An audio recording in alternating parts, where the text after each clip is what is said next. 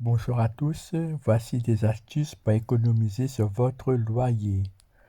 Pour économiser sur votre loyer, vous devez, petit 1, éviter les agences. Premièrement, vous devez éviter les agences. Si vous avez un budget serré, autant éviter de vous faire pomper l'équivalent d'un mois de loyer en frais d'agence. Passez plutôt par le Bon Coin ou des sites comme particulier à particulier. Deuxième point, profitez des APL. Beaucoup de Français oublient de demander les aides sociales auxquelles ils ont pourtant droit. Tant que vous ne gagnez pas un salaire de PDG, il est fort probable que vous ayez droit aux APL. Les aides pour le logement sont distribuées par la CAF. Il ne faut pas oublier de profiter des APL aussi, payer moins cher. Troisième point, ne payez pas pour le mois complet. On n'y pense pas forcément, mais si vous aménagez le 15, vous ne devez payer que la moitié du mois. Pensez à le demander au propriétaire. Même chose si vous partez au cours du mois de mai, au cours de mois, vous déménagez le 27. Payez votre loyer au prorata des jours où vous êtes resté, pas plus. Tant que vous avez bien signifié votre préavis avec votre propriétaire, vous êtes dans votre droit.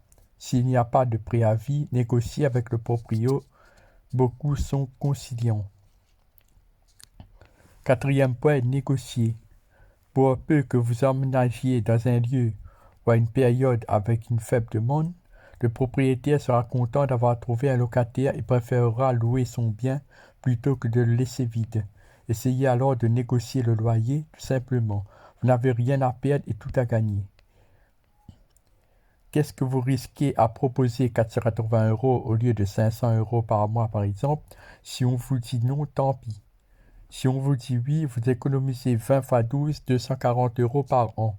De quoi vous payez beaucoup de café. La chance sourit aux audacieux. Cinquième point, faites baisser vos factures. Bon, ok, ce n'est pas le loyer, mais il est toujours appréciable de faire baisser ses factures. Si vous voulez payer moins cher en téléphone, je vous conseille Redbuy SFR. Si vous voulez économiser sur les frais bancaires, je vous conseille d'aller voir le comparateur de banque Panorabank.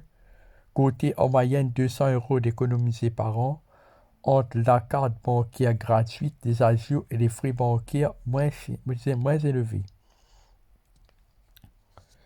Sixième point, étudiant. Partez pendant votre job d'été.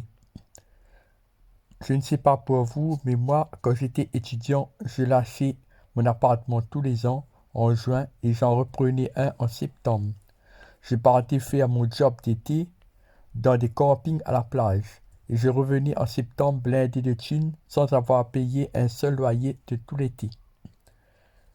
Si votre situation et votre job d'été vous le permet, donnez-vous la peine de changer d'appart et d'être semi-SDF durant l'été. Faites-vous héberger si nécessaire. Si vous économisez 1000 € de loyer comme ça vaut le coup. Septième point, faites une colocation.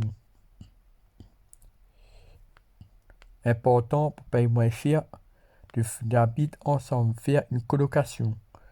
Vous rejoignez-en une, vous pouvez facilement économiser 20 à 40% rapport à un logement tout seul. On entend souvent du mal des colocs. Il est vrai que vous pouvez mal tomber, mais à ce moment-là, partez. En général, si le ou les colocataires vous plaisent un minimum, vous pourrez allier l'utile à l'agréable.